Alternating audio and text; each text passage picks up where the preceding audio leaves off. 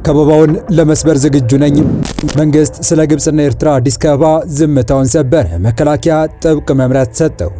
ትራምፕ ያልጠበቁት ሆነ። ኮንግረሱ በቃኝ አለ። የኢራን ጦርነት አዲስ ምዕራፍ ሊይዝ ይሆን? አስደንጋጩ የአሜሪካ ጦር ሪፖርት ይፋ ሆኗል።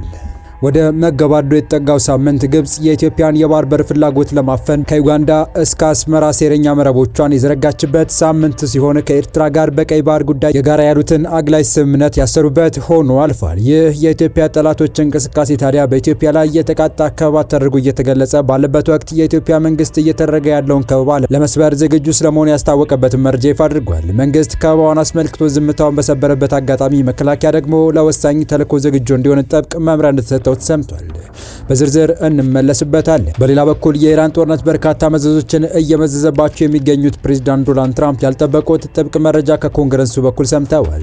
የሀገሪቱ የህግ መወሰኛ ምክር ቤት ኮንግረስ የትራምፕ ነገር በቃኝ ያለ መስሏል። ኮንግረሱ ዶናልድ ትራምፕ በኢራን ላይ ለሚወስዱት እርምጃ በሙሉ አስቀድሞ ፍቃድ ይጠይቁ ወይስ በራሳቸው ይወስኑ የሚለውን ለመበየን የቀረበለትን ረቂቅ ላይ ያልተጠበቀ ውሳኔ አሳልፈዋል። በሌላ በኩል ደግሞ ከጦርነቱ ጋር ተያይዞ ስለደረሰው የአሜሪካ ጦር ውድመት ጥብቅ ሪፖርት ይፋ መሆኑን ጨምሮ ለሳቱ መደመጥ ያለባቸው መረጃዎች ይዘን ተገኝተናል። ሰላም ውድ የሁሉ ዴይሊ ቤተሰቦች እንደምናላችሁ፣ ቻናሉን ሰብስክራይብ፣ ላይክ፣ ሼር ያደረጋችሁ እስከ መረጃዎቻችን ፍጻሜ አብራችሁን ቆዩ።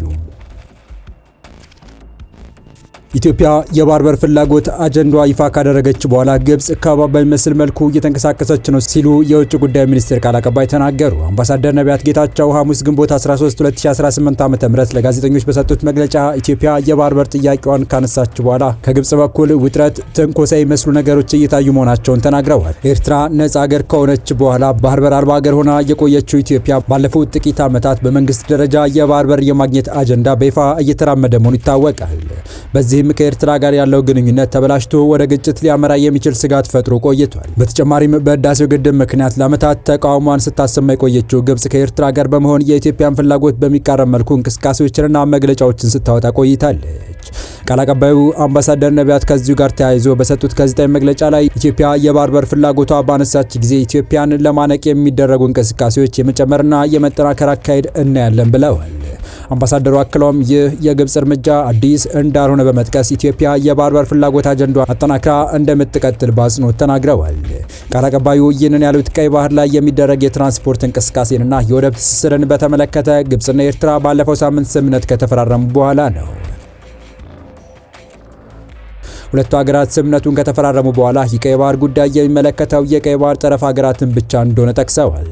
ከኢትዮጵያ ጋር በታላቁ ህዳሴ ግድብ ምክንያት አለመግባባት ውስጥ የገባችው ግብጽ ከኤርትራ ጋር ያላትን ግንኙነት አጠናክራለች። የባህር በር አጀንዳ በተለያዩ አካላትና በህዝብ ተቀባይነት ያገኘ ነው ያሉት አምባሳደር ነቢያት ኢትዮጵያ አጀንዳውን ሰላማዊና ዲፕሎማሲያዊ በሆነ መንገድ እንደምትቀጥል በተደጋጋሚ መግለጿን አስታውሰዋል። ቅዳሜ ግንቦት 8 ቀን 2018 ዓ.ም የግብጽ የውጭ ጉዳይ ሚኒስቴር ዶክተር ባድር አብደላቲና የግብጽ የትራንስፖርት ሚኒስተር ሌተናንት ጀነራል ካማል አልዋዚር ከኤርትራው ፕሬዝዳንት ኢሳያስ አፈወርቂ ጋር ተገናኝተው ተወያይተዋል። የግብጽ የውጭ ጉዳይ ሚኒስቴር ዶክተር ባድር አብደላቲ ከስምምነቱ በኋላ ከኤርትራ ቴሌቪዥን ጋር ባደረጉት ቃለ ምልልስ የቀይ ባህር አስተዳደርና ደህንነት ጉዳይ በዋናኝነት የሚመለከተው የቀይ ባህር አጎራባች ሀገራትን ነው ብለዋል።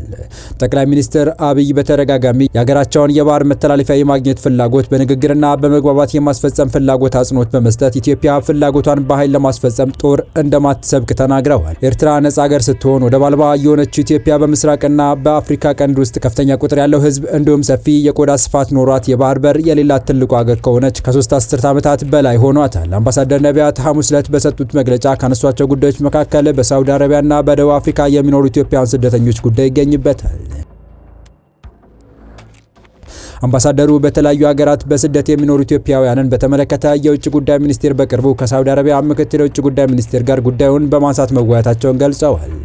ሚኒስትሩ ከሳውዲ አረቢያ ምክትል የውጭ ጉዳይ ሚኒስቴር ጋር በነበራቸው ውይይት በሳውዲ አረቢያ ለኢትዮጵያውያን ህጋዊ የስራ ስምሪት እድሎች እንዲሰፉ መጠየቃቸውን ተናግረዋል። የሳውዲ አረቢያው ምክትል የውጭ ጉዳይ ሚኒስትርም ህጋዊነትን የተከተለ የስራ ስምሪት በሳውዲ አረቢያ ለሚገኙ ኢትዮጵያውያን ሰራተኞች ደህንነት መረጋገጥ ቁልፍ ጉዳይ መሆኑን መናገራቸውን ገልጸዋል። ዶክተር ጌዲዮን ጢሞቴዎስ በኒው ዴልሂ በነበረው የብሪክስ ጉባኤ ወቅት ከደቡብ አፍሪካ የውጭ ጉዳይና የዓለም አቀፍ ትብብር ሚኒስቴር ኖራልድ ላሞላ ጋር መወያየታቸውን ቃል አቀባዩ ጠቅሰዋል። ውይይቱ በተለይ ኢትዮጵያውያን ላይ እየደረሱ ያሉ ችግሮች በጋራ መፍታት ላይ ያተኮረ እንደነበረ አምባሳደር ነቢያት ተናግረዋል። በተመሳሳይ የውጭ ጉዳይ ምክትል ሚኒስቴር አምባሳደር ብርሃኑ ጸጋዬ በደቡብ አፍሪካ የሚኖሩ ኢትዮጵያውያን ላይ እየደረሰ ያለውን ጥቃት እና ችግር አስመልክቶ ተቀማጭነታቸው በኢትዮጵያ የሆኑትን የደቡብ አፍሪካ አምባሳደር በጽህፈት ቤታቸው ማናገራቸውን ጠቅሰዋል። በኢትዮጵያ የደቡብ አፍሪካ አምባሳደር ከሆኑት ኖንሴባሎሲ ጋር በተደረገው ውይይት በኢትዮጵያውያን ላይ እየተፈጸመ ያሉ ድርጊቶች እንዲቆሙ በተለይም የደህንነት ጥበቃ ማድረግና ማረጋገጥ አስፈላጊ መሆኑ መናገራቸውን ገልጸዋል። ቃል አቀባዩ አክለውም የደቡብ አፍሪካዋ አምባሳደር የሀገራቸው መንግስት የሁሉንም ዜጎች የኢትዮጵያውያንን ጨምሮ ደህንነታቸውን ለማስጠበቅ ቁርጠኛ መሆኑ መናገራቸውን ገልጸዋል። አክለውም አንድ የልዑካን ቡድን በቅርቡ ወደ ደቡብ አፍሪካ ተጉዞ በዚያ ከሚገኙ ከተለያዩ አካላት ጋር እንደሚወያይም ተናግረዋል። በቀጣይ መረጃ የአሜሪካ ተወካዮች ምክር ቤት በኢራን የጦርነት ስልጣን ላይ ሊደረግ የነበረው ድምፅ አሰጣጥ በድንገት ተሰረዘ። የአሜሪካ የተወካዮች ምክር ቤት የሪፐብሊካን መሪዎች ፕሬዚዳንት ዶናልድ ትራምፕን ከኮንግረሱ ፍቃድ ውጪ በኢራን ላይ ጦርነት እንዳይከፍቱ የሚገድበውን የውሳኔ ሀሳብ ድምፅ የመስጠት ሂደት ሳይታሰብ ሰርዘዋል።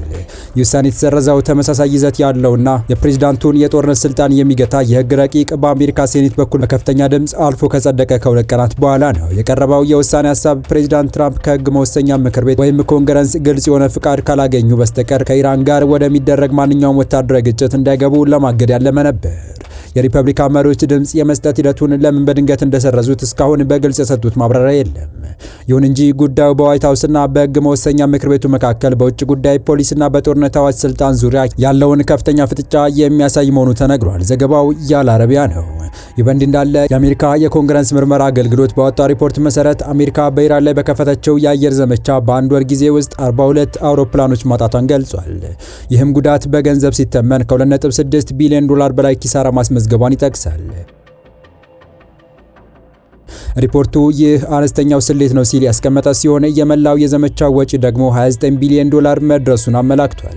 በሌላ መረጃ የፔንታጎን ጦርነት ከመጀመሩ በፊት ከነበረው የኤምኪው 9 ሪያፐር ድሮኖች 20% ያህሉ በዚህ ጦርነት አጥቷል ሲባል 1 ቢሊዮን ዶላር የሚጠጋ ገንዘብ ኪሳራ አድርሷል ሲል ብሉምበርግ ዘግቧል። በተመሳሳይ መረጃ አሜሪካ እስራኤልን ከኢራን ጥቃት ለመጠበቅ ስትል የያዘችውን የአየር መከላከያ ሚሳኤል ክምችት ከግማሽ በላይ መቶኛ ጥቅም ላይ ማዋላ ተነግሯል። ዋሽንግተን ፖስት እንደዘገበው አሜሪካ ከ200 በላይ የቲኤችዲ እንዲሁም ከ100 በላይ የኤስኤም3 እና ኤስኤም6 ሚሳኤል ማክሸፋዎችን ተኩሳለች። እስራኤል በበኩሏ ከ100 በታች የኤሮና 90 የዳዊት ወንጭፍ የተባሉ መከላከያዎችን ተጠቅማለች። የእስራኤል የአየር መከላከያ ባትሪዎች ለጥገና መላካቸውን ተከትሎ ግጭቱ ካገረሸ አሜሪካ ተጨማሪ ሚሳኤሎችን ለመጠቀም ልትገደድ እንደምትችል ተገልጿል። ኢራን በእስራኤል ላይ 650 የሚሆኑ ባላስቲክ ሚሳኤሎችን ያስተኮሰች ሲሆን የተወሰኑት በሰፈራ አካባቢዎች ላይ ከፍተኛ ጉዳት አደርሰዋል። እስራኤል የጦር መሳሪያ ክምችት እጥረት እንዳጋጠማት ብታስተባብልም የማክሸፊያ ሚሳኤል ምርቷን በከፍተኛ ሁኔታ ለማሳደግ አቅዳለች። የተወዳችሁ የቻናላችን ቤተሰቦች ለአሁኑ ለእናንተ ይመጥናሉ ብታደምጧቸው ታተርፉባችኋላችሁ ብለን የመረጥንላችሁ ዕለታዊ መረጃዎቻችን እስካሁን ያደመጣችኋቸው ነበሩ። በተመሳሳይ ሀገራዊና ቀጠናዊ ጉዳዮች እንዲሁም ዓለም አቀፋዊ የጂኦፖለቲካ ወታደራዊና አነጋጋሪ ክስተቶችን ለበለት ተከታትለን በትኩስ ይዘን እንደምንቀርብ እያሳወቅን ቻናሉ ቤተሰብ ካልናችሁ ሰብስክራይብ፣ ቪዲዮ ላይክ እና ሼር በማድረግ ተደራሽነታችን ታሰፉ ዘንድ አክብሮታዊ ግብዣችን ነው። አበቃን። ሰናይ ጊዜን ተመኘን።